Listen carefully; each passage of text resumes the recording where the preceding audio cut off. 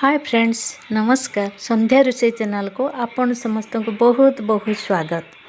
आज मु बनाना cake recipe नहीं आसी बिना ओभन रे कढ़ारे तैयारी करिचे।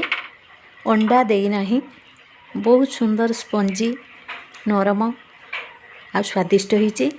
घरे पिला मानकर जन्मदिन हो बा अन्य पर्व रे आपण घरे ए केक तैयारी करिदेले समस्ते पसंद करेंगे। पिला माने बहुत खुशी हेबे। आसत ए केक तैयारी करिबा। प्रथमे गोटे केक टिन नहीं से गोटे चमच तेल दे देइली। ब्रश साहाय्य तेल को भल भाव टिन सब अनुसार लगाई नेबा। बटर पेपर दे ता उपरे तेल मध्य ग्रीज करी नेछि। ताकू साइड रे रखिबा। एबे एक बाउल नबा। बाउल रे 1/4 कप वेजिटेबल ऑयल देछि। एई कप मापरे बा 1/4 कप दही देली। दही आ तेल को भल भाव गुड़ाई नवा। मुझे केक रे चीनी देना गुड़ यूज करिछि। 1/2 कप गुड़ नहीं तेल दही रे गुड़ को दे गुड़ाई नहीं प्लेन करिबा। ये सब गुड़ाई सारला परे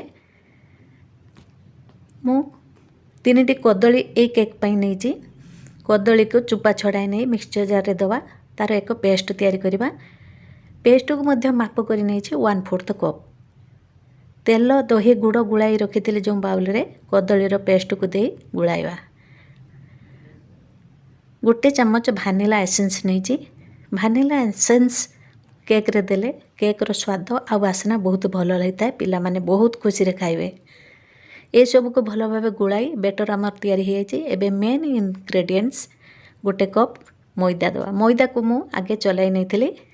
गोटे चमच बेकिंग पाउडर आधा चमच बेकिंग सोडा दवा।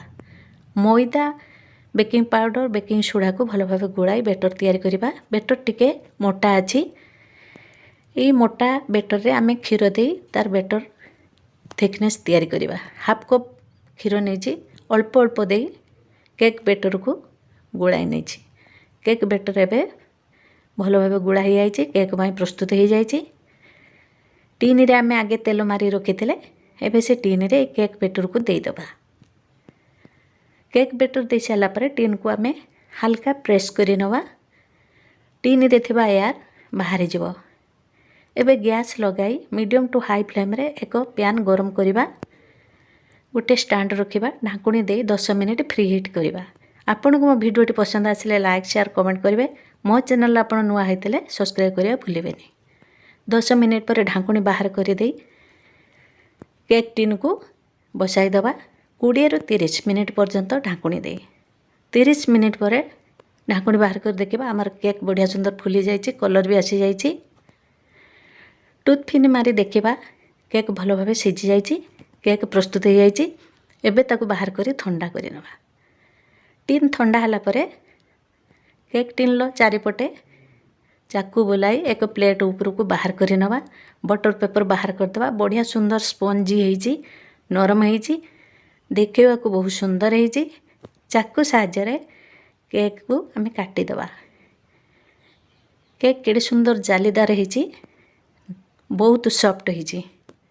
पिला माने खाई बहुत खुशी हेबे।